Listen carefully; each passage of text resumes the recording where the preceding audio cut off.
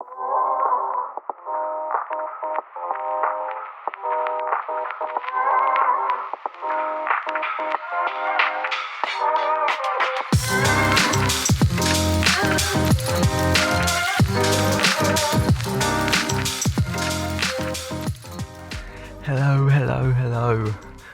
I am at the top of a lookout near my house. It is currently 9:32 p.m. and I have a ton of news which will be coming up throughout the week. We've got a guest on our next podcast. She is absolutely amazing. She's a self-published author and she's from Germany. That isn't the biggest news though, but I think I'll save that for another one, so definitely listen to the next episode and look out for that. But it's a full restructuring of my plans and it came as quite a bombshell, but I think it's going to be great. I wanted to talk about Abraham Maslow's hierarchy, and I'm currently staring at a tree that looks like a triangle, as a lot of trees do, but it's a coastal pine. And it got me thinking about Maslow's hierarchy, which is a pyramid type diagram, and it was created by Abraham Maslow in 1954. It's an idea in psychology about the needs that we all need to create our dream life and what order they must be met and what effect they have on our life as a result. So if we start with the first one is physiological, and this is the lowest level. So if you imagine a pyramid, it's the ground level blocks, and our physiological needs are things like water, air, food, and warmth. Without these things, we would drop dead. So that's obviously not too productive in making a dream life. But without these, we can't accomplish the higher levels, and that's what Maslow said. He said that to fulfill the next level, you need to have completely finished the levels before that. So the pyramid goes physiological, safety, love and belonging, self-esteem, and then self-actualization. And self-actualization is finding and embodying your true self. So that's the absolute peak of it. And if you do think about mastering life, that does come up as what I would say is the top thing. That is when you've completely become one with who you are. But if we start from the bottom, food, water, air, without those, we can't do anything else. So it has the greatest impact on the rest of the pyramid. But then after that, we go to the safety level. And safety comes in a few different forms with this one, and that includes shelter, but it also includes financial and resource safety. So not having to worry about going bankrupt at any second, or not worrying about running out of food during the winter. Now,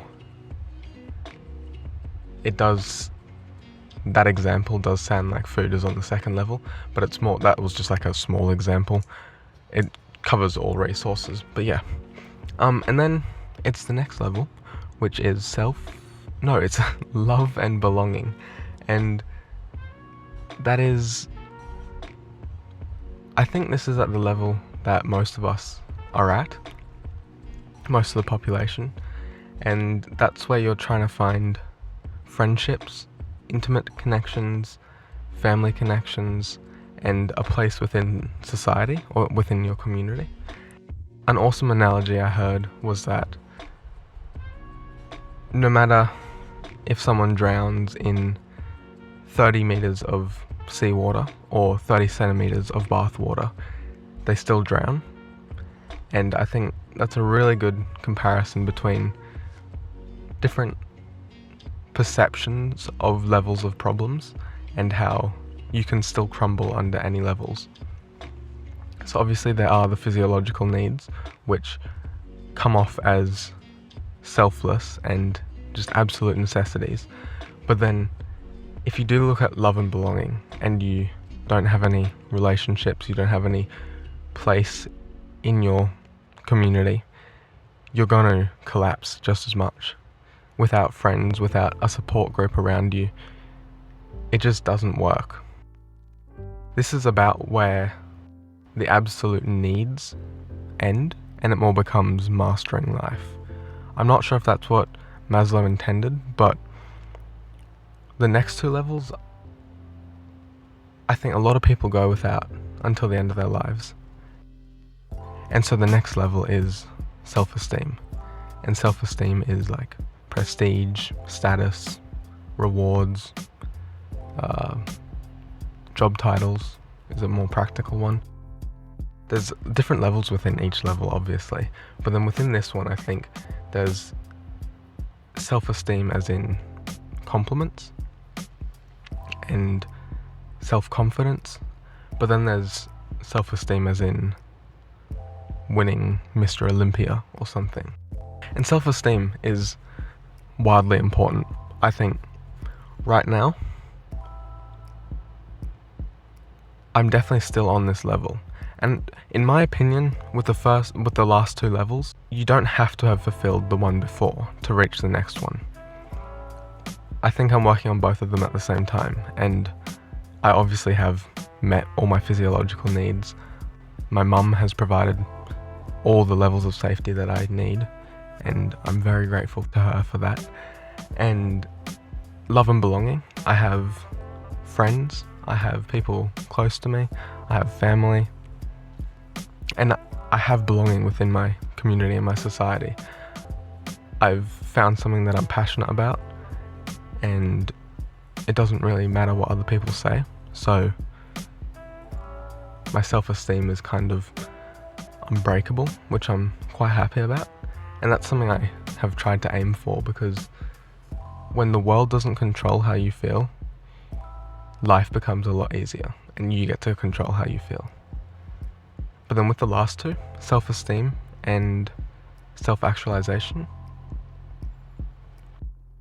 I think you can work on them both at the same time. I don't think you can fully complete self-actualization without self-esteem. That is kind of obvious because you're not loving yourself perfectly, so how can you be your true self? But then self-actualization, this is like ascending. It's becoming your godlike self. It's knowing your purpose in life, knowing your definition for the meaning of life. It's knowing that the path you're on is right, even if it feels wrong, and becoming one with the entire universe. Not in a trippy, psychedelic trip way, but knowing that we're all connected, we're all one consciousness split up into many things, or not. If you're religious, then it's knowing that your religion is absolute. And once you do get on this level, it's crazy, man. It's amazing. You get to relieve yourself of always caring about others' opinions, and personally, that has been a massive break.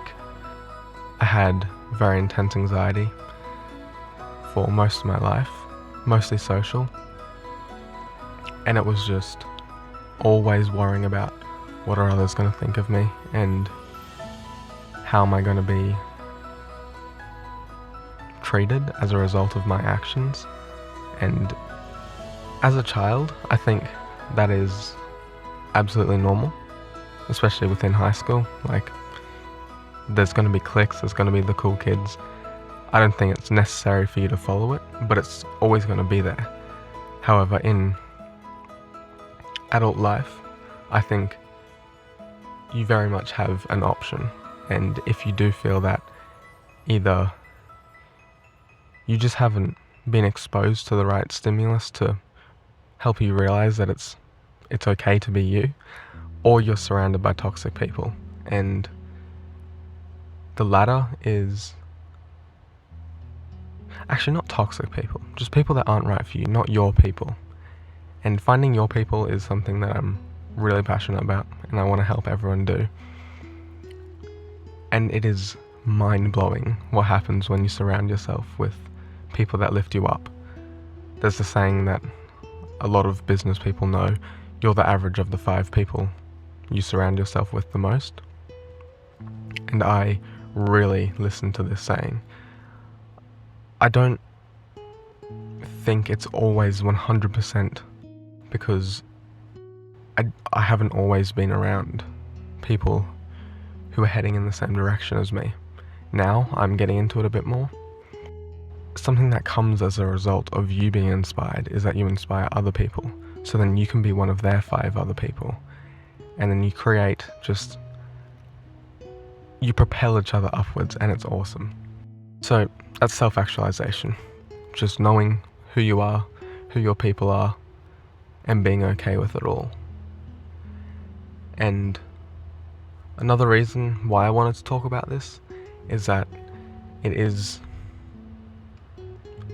kind of my goal is to help you detach from these mid-levels and fulfill the top levels.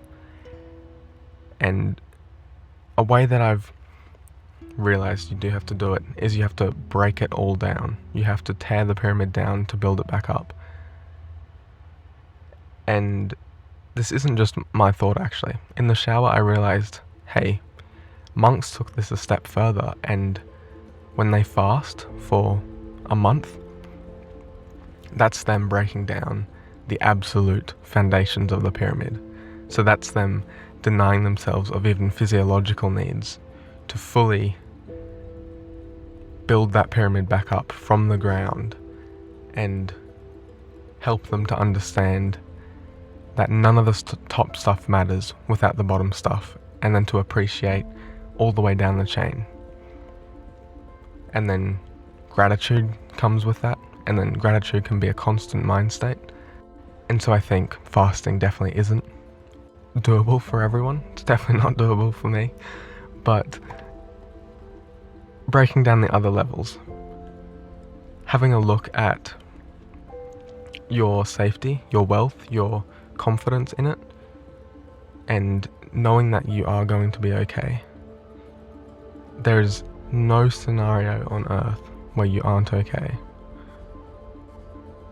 It seems like a very privileged thing to say, but when you have absolutely broken it down and gotten a full grasp of it,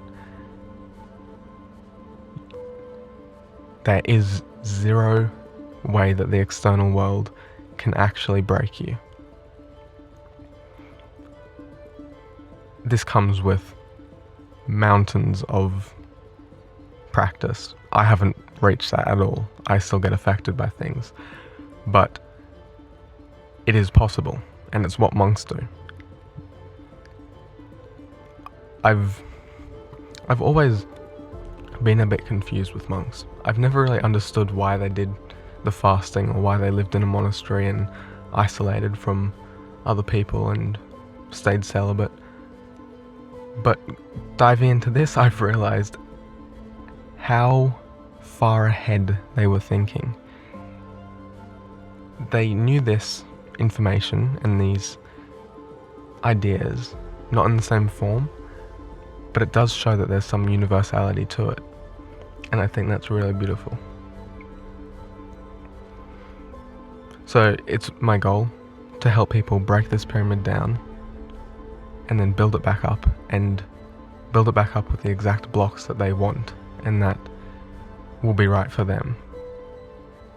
And by doing that, I think I'll be able to accomplish, in part, self-actualization, because helping people and spreading education and loving people is one of my biggest goals.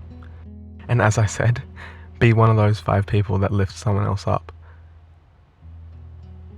And by you achieving self-actualization, you're going to bring all the other people up with you, and you're all just going to keep pushing each other upwards. And